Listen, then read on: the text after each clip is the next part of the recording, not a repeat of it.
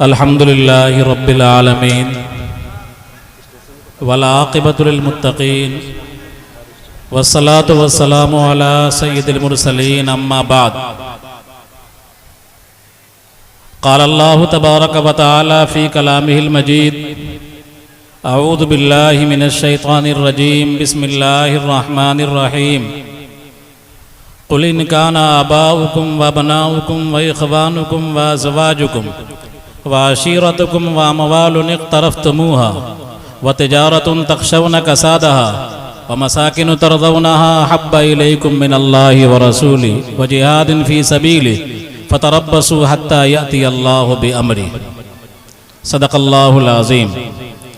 व क़ाला नबिय्यु सल्लल्लाहु अलैहि वसल्लम ला युमिनु अहदुकुम हत्ता अकूना अहब्बा इलैहि मिन वालिदिही व वलदिही वन्नासि अजमईन औ कमा क़ाला अलैहि सलातु वस्सलाम।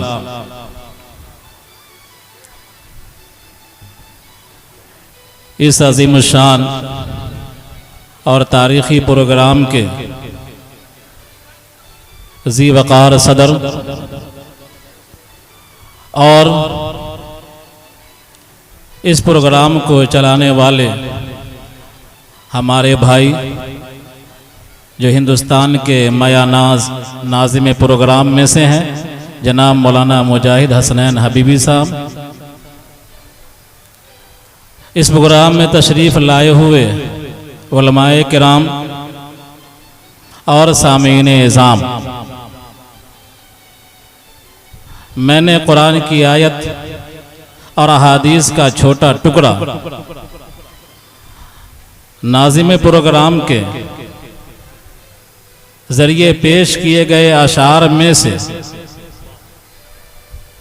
मक्ते से पहले हुब्बे नबी का खजीना, हुब्बे नबी का खजाना मिलता, अल्लाह अकबर, उसी को सामने रखकर मैंने आयत करीमा पढ़ी है और हदीस का टुकड़ा पढ़ा है आप हजरात के रूबरू। इंशाअल्लाह चूँकि सीरतुन नबी का भी उन्वान है और इस्लाह मुआशरा का भी उन्वान है, दोनों पर कुछ न कुछ बातें इंशाअल्लाह आ जाएंगी। दुआ करें अल्लाह तबारक व तआला हमें सही कहने और आप तमाम हजरात को सही सुनने और हम तमाम लोगों को अमल की तौफीक अता फरमाएं। ये पूरा खित्ता समस्तीपुर के तमाम अतराफ में सबसे मुंतखब खित्ता है और इस खित्ते में यह हमारी दूसरी हाज़िरी है अल्हम्दुलिल्लाह। और इस इलाके के बुजुर्गान दीन और उलमाए किराम की जो कुर्बानियाँ रही हैं, मेरे ख़याल से उनकी कुर्बानियों और उनकी खिदमात से पूरा बिहार बल्कि हिंदुस्तान के हर खित्ते में यहाँ के लोगों ने रोशनी पहुँचाने की कोशिश की है। उम्मीद है कि ये प्रोग्राम भी इलाके की ज़रूरियात के तहत मज़ीद रोशनी बिखेरने का ज़रिया बनेगा इंशाअल्लाह। मैं आपसे कह दिया था कि मुझे आपसे बात करनी है हुब्बे नबी सल्लल्लाहु अलैहि वसल्लम पर।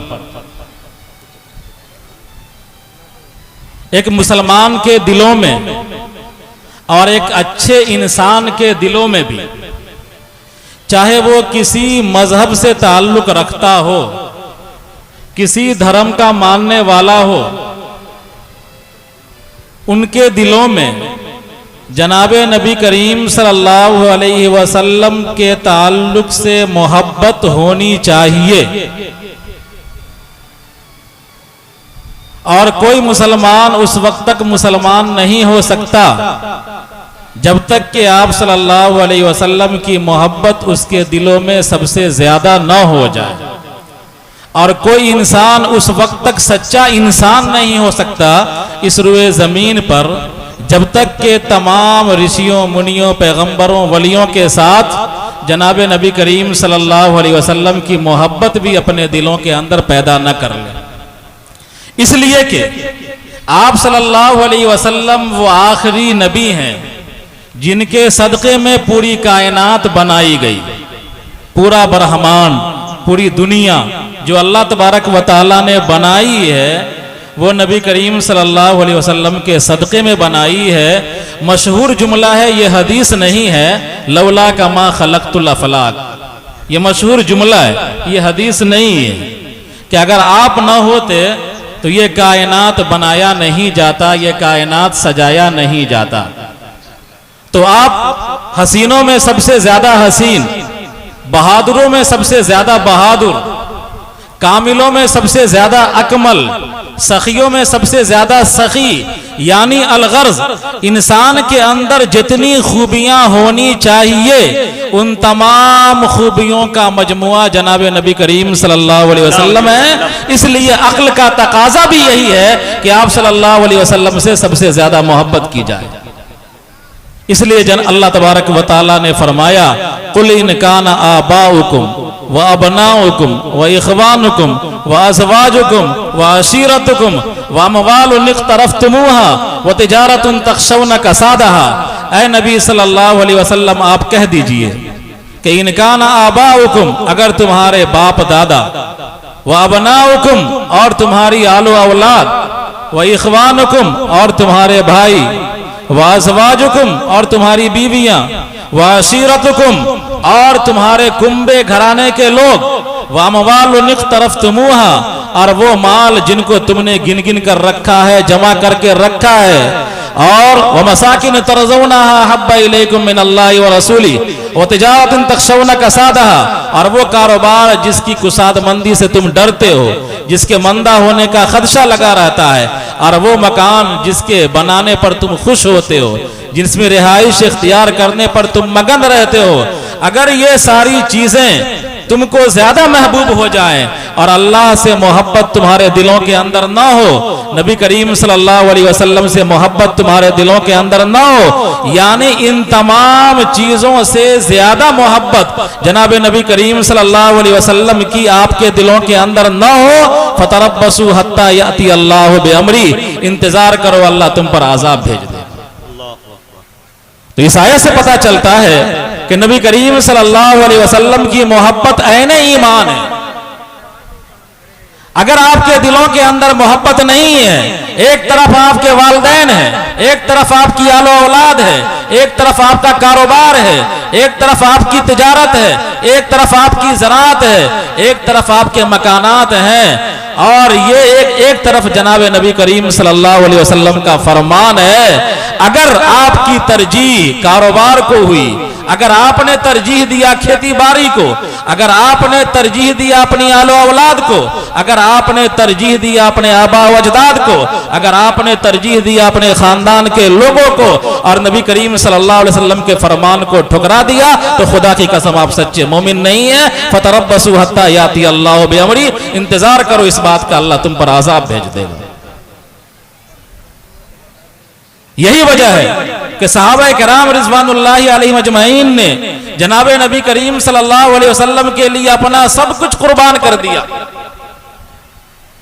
और मोहब्बत का अमली मुजाहिरा करके दुनिया को दिखला दिया कि नबी करीम सल्लल्लाहु अलैहि वसल्लम से मोहब्बत कैसे की जाती है। मुश्ते अज़ खरवारे के तौर पर दो तीन छोटा छोटा वाकया मैं सहाबा किराम का सुनाता हूँ। हजरत अबू बकर सिद्दीक रज़ी अल्लाह तआला अन्हु, अशफाक साहब बहराइची बड़े शायर हैं, कह रहे थे, उनके हवाले से उन्होंने अशार कहे अल्हम्दुलिल्लाह। और अबू बकर सिद्दीक रज़ी अल्लाह तआला अन्हु को जनाब नबी करीम सल्लल्लाहु अलैहि वसल्लम से जो मोहब्बत थी, गार के हवाले से उन्होंने शेर कहा है, आप हजरात ने सुना। जब अबू बकर सिद्दीक रज़ी अल्लाह तआला अन्हु ईमान ले आए हैं, जनाब नबी करीम सल्लल्लाहु अलैहि वसल्लम साथ में हैं, जालिमों ने हजरत अबू बकर सिद्दीक रज़ी अल्लाह तआला अन्हु पर बेतहाशा जुल्म किया, इतना जुल्म किया, इतना जुल्म किया, इतना जुल्म किया कि अबू बकर सिद्दीक रज़ी अल्लाह तआला अन्हु बेहोश हो गए। उठा पुठा कर घर ले जाया गया। घर ले जाने के बाद जैसे ही होश आया और घर के लोगों ने कहा कि अबू बकर पानी पी ले, अबू बकर सिद्दीक रजी अल्लाह ताला अन्हु ने कहा कि नहीं नहीं, मैं उस वक्त तक पानी नहीं पी सकता जब तक कि मैं मोहम्मदुर रसूलुल्लाह सल्लल्लाहु अलैहि वसल्लम का दर्शन न कर लूं, जियारत न कर लूं, तब तक मैं पानी नहीं पी सकता। आपको उठाकर दार अरकम ले जाया गया।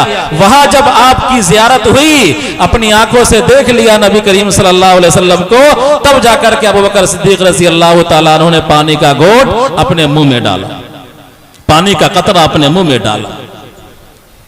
हजरत उमर फारूक रजी अल्लाह ताला अन्हु है, कुर्बान जाइए हजरत फारूक आजम पर, खलीफा दोम है।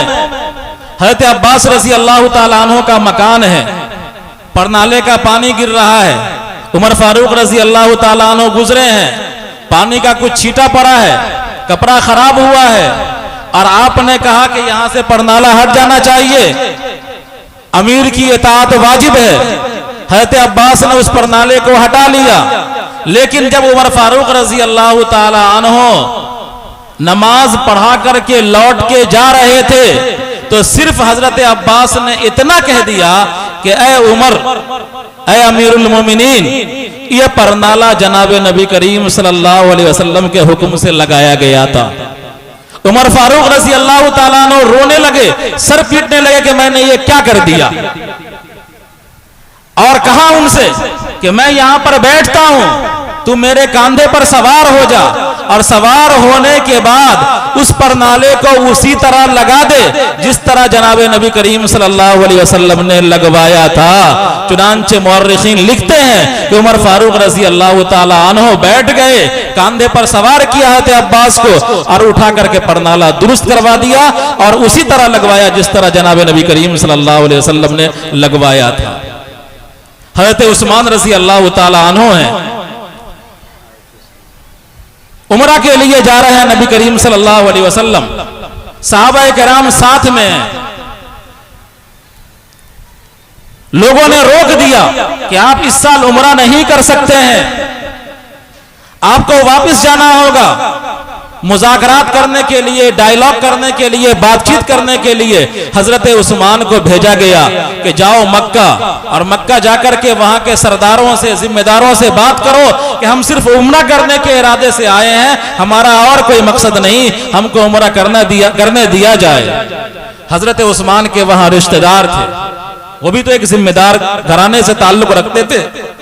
मक्का वालों ने कहा कि उस्मान, तुम हमारे मेहमान हो, तुम हमारी अमान में हो, इस साल तो मुसलमानों को उमरा करने नहीं दिया जाएगा, लेकिन तुम अगर चाहो तो उमरा कर लो, इसलिए कि तुम हमारे पास आए हुए हो, हमारे अमान में हो, हम तुम्हारे खानदान के लोग हैं, देहात के लोग हैं, तुम उमरा कर लो। कुर्बान जाइए हजरत उस्मान रजी अल्लाह ताला अन्हु पर। हजरत उस्मान रजी अल्लाह ताला अन्हु ने फरमाया कि नहीं नहीं, ये उमरा 1 साल के लिए मुलतवी हो जाए, 2 साल के लिए मुलतवी हो जाए, मुझे मंजूर है, लेकिन मैं जनाब नबी करीम सल्लल्लाहु अलैहि वसल्लम के बगैर उमरा नहीं कर सकता। वापिस चले गए, लेकिन उमरा नहीं किया। यह है मोहब्बत का मुजाहिरा। हजरत अली रजी अल्लाह ताला अन्हु है, एक मर्तबा महसूस किया कि जनाब नबी करीम सल्लल्लाहु अलैहि वसल्लम को भूख लगी हुई है और परेशानी की हालत में है, कुछ पूछा नहीं और कुछ दरियाफ्त नहीं किया, बल्कि चुपचाप वहां से उठे और चल दिए।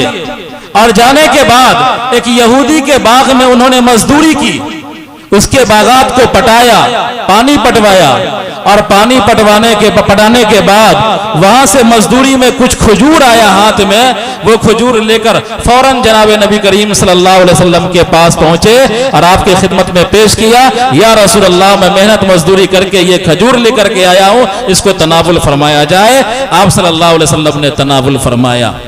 ये मुश्तिअज़ खरवारे के तौर पर मैंने खुलफाए अरबा के ये वाक़यात मुख्तसरन आप हजरात के रूबरू बयान किए हैं, ये बतलाने के लिए कि सहाबा किराम ने अमली तौर पर मुजाहिरा करके बतला दिया कि जनाब नबी करीम सल्लल्लाहु अलैहि वसल्लम की मोहब्बत हमारे दिलों में सबसे ज्यादा है, और इस मोहब्बत पर हम कोई कंप्रोमाइज नहीं कर सकते, इस मोहब्बत का हम सौदा नहीं कर सकते किसी से। ये सहाबा किराम ने दिखला दिया। हजरत ज़ैद इब्न दसना रजी अल्लाह ताला अन्हु है, जालिमों ने पकड़ लिया है, और उनको सूली देने की तैयारी चल रही है। अबू सुफियान ईमान नहीं लाया था।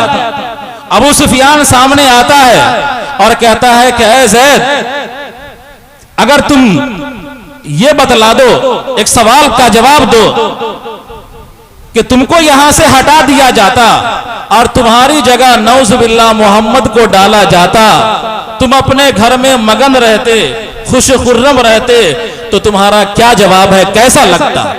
ज़ैद इब्न दसना कहते हैं कि खुदा की कसम मैं ये भी गवारा नहीं कर सकता, ये भी गवारा नहीं कर सकता कि मैं अपने घर में मगन रहूं, अपने बाल बच्चों के साथ रहूं और मोहम्मद सल्लल्लाहु अलैहि वसल्लम के पैर में कोई कांटा चुभ जाए, ये भी मैं गवारा नहीं कर सकता।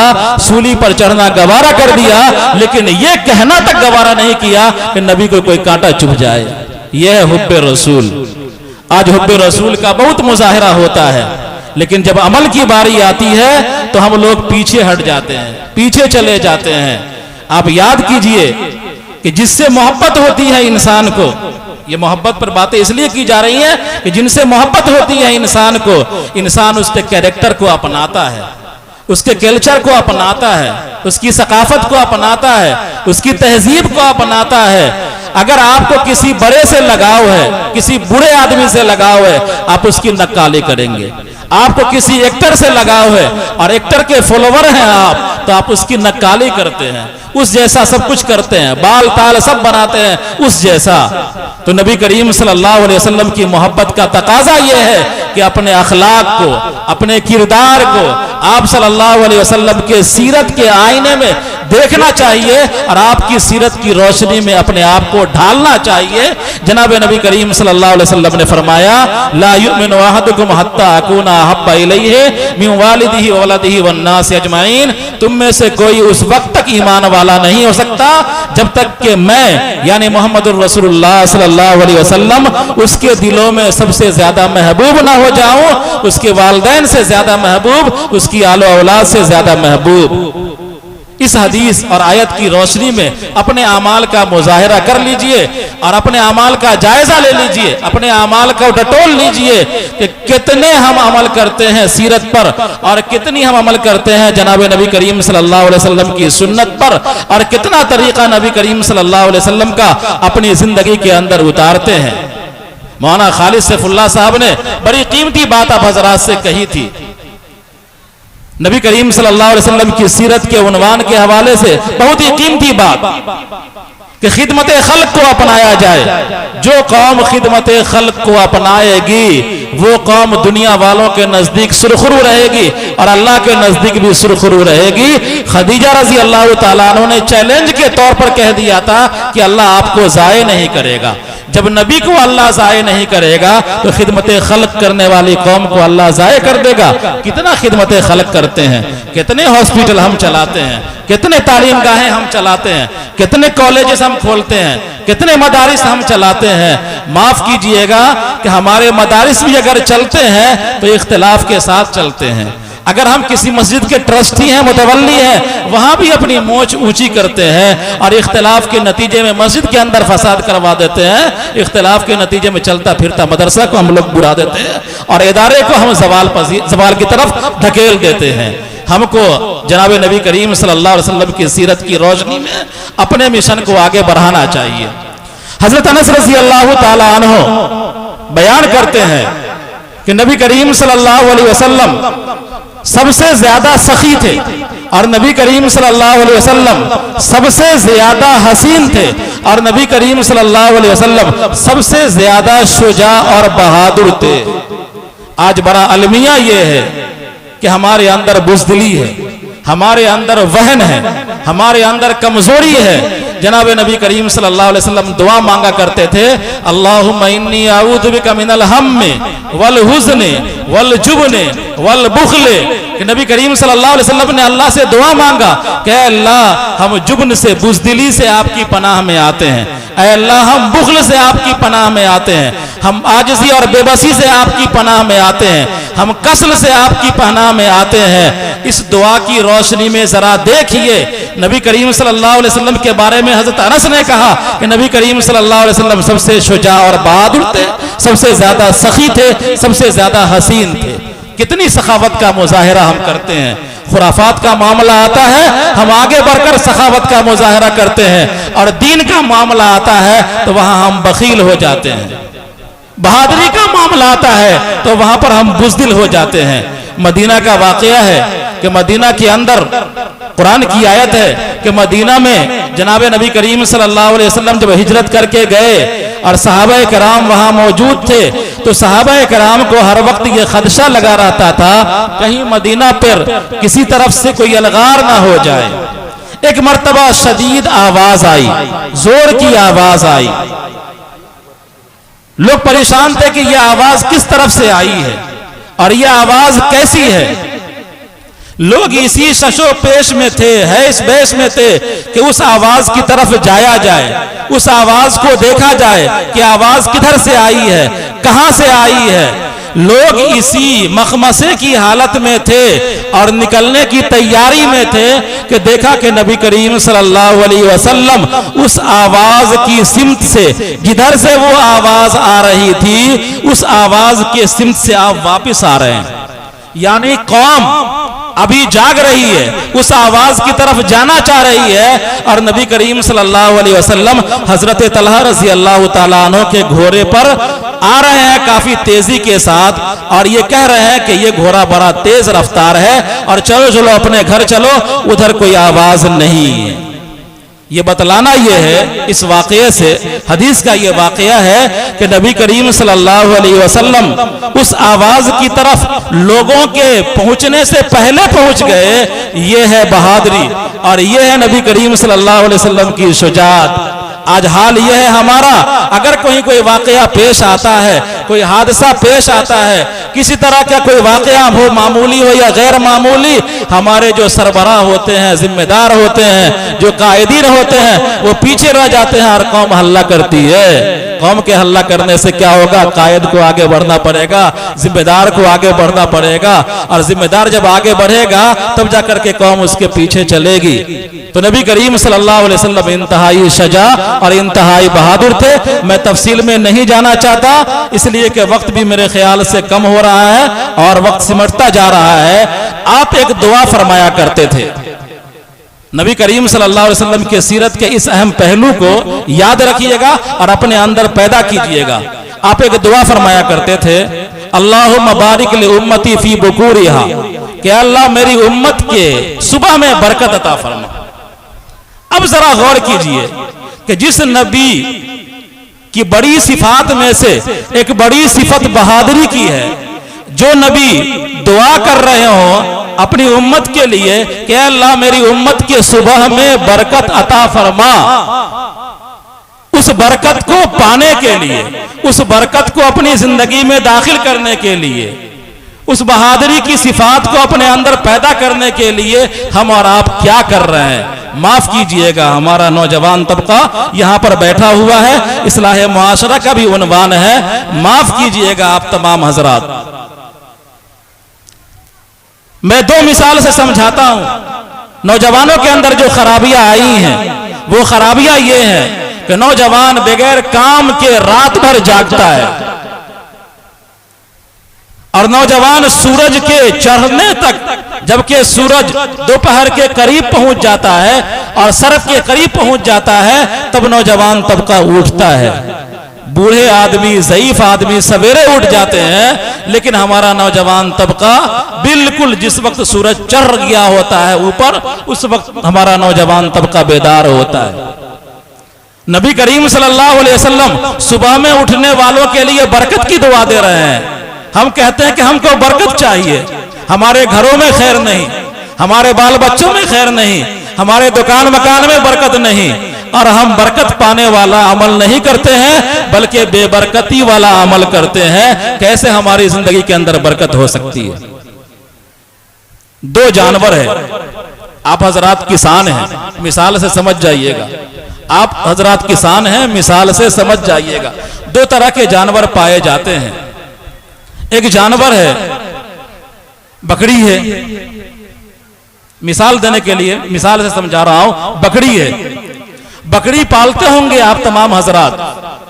बकरी सवेरे सो जाती है और फजर की अजान से पहले 3 साढ़े 3 बजे बकरियां उठ जाती हैं। और अल्लाह ने उनकी नस्लों के अंदर कितनी बरकतें डाल दी कि हर जगह बकरियां मौजूद हैं। हर जगह पूरे दुनिया के अंदर बकरियां मौजूद हैं। और एक और मखलूक है जिसको हम लोग देखते हैं, वो है डीओजी साहब। वो रात भर दौड़ता है, जबान निकाले हुए दौड़ता है रात भर।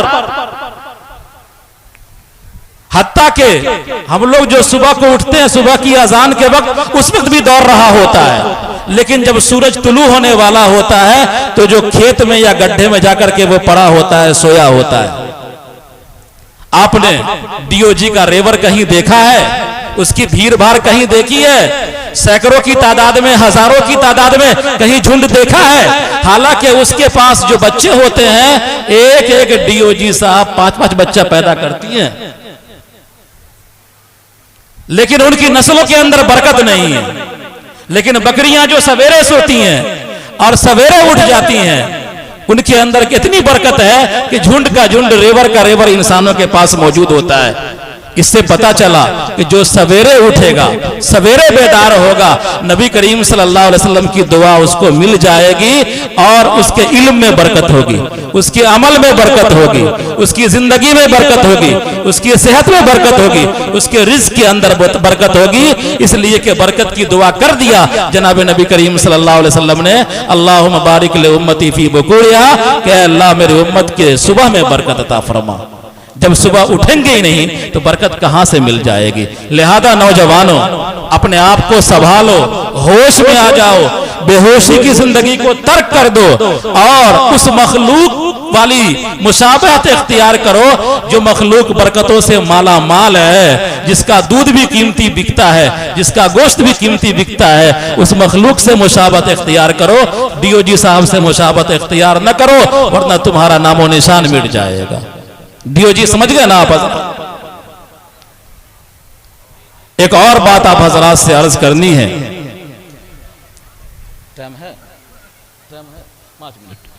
एक और बात अर्ज करके मैं खत्म कर देता हूं, चूंकि वक्त की पाबंदी बहुत जरूरी है।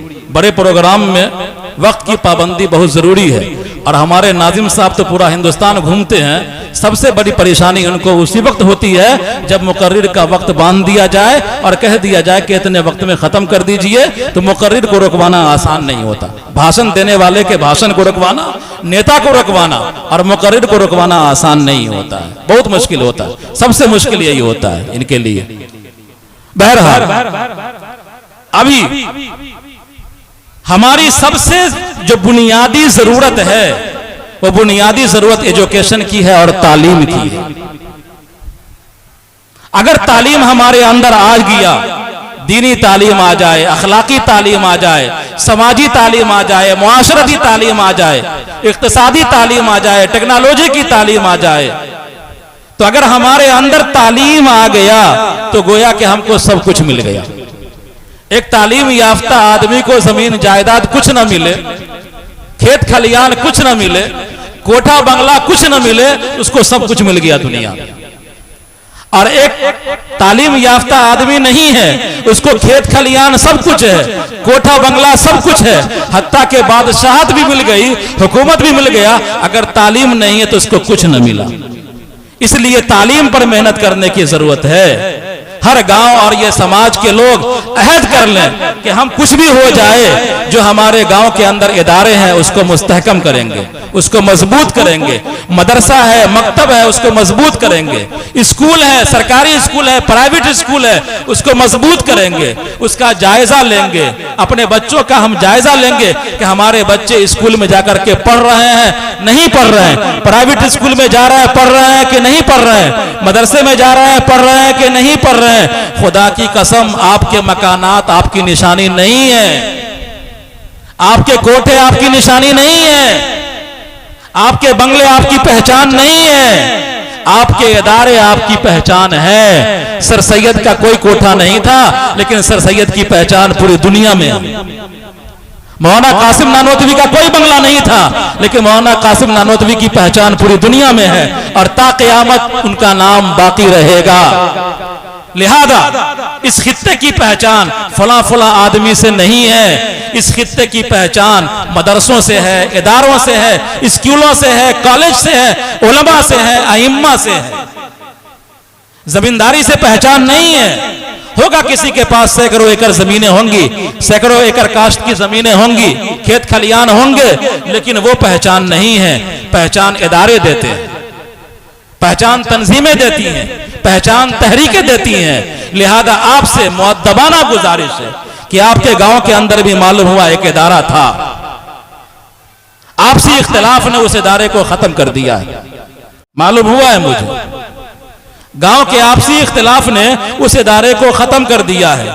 अगर ये पूरा मजमा अहद कर ले, मौलाना मुजाहिद साहब, ये पूरा मजमा अगर अहद कर ले, तो मैं ये समझता हूं ये अहद कर ले कि इंशाअल्लाह इस प्रोग्राम के बाद हम बैठेंगे, अपने गांव में जो चलता फिरता इदारा था, जो अभी जवाल पजीर है, उस इदारे के लिए कोई पॉलिसी बनाएंगे, या तो उसको स्कूल में कन्वर्ट करेंगे या मदरसे में ही अच्छी तालीम का हम बंदोबस्त करेंगे। तो इंशाअल्लाह अगर आप हजरात ये अहद करते हैं तो ये जलसे की कामयाबी, आपका जलसा कामयाब हो गया।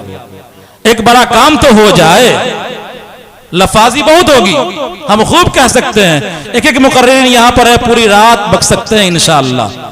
एक एक शायर है अल्हम्दुलिल्लाह, जो पूरी रात आप हजरात को महसूस कर सकते हैं और दियारे मदीना की सैर करा सकते हैं। मौलाना मुजाहिद साहब 3 दिन बुलवा लीजिए, इंशाअल्लाह थकने वाले नहीं, हटने वाले नहीं स्टेज से।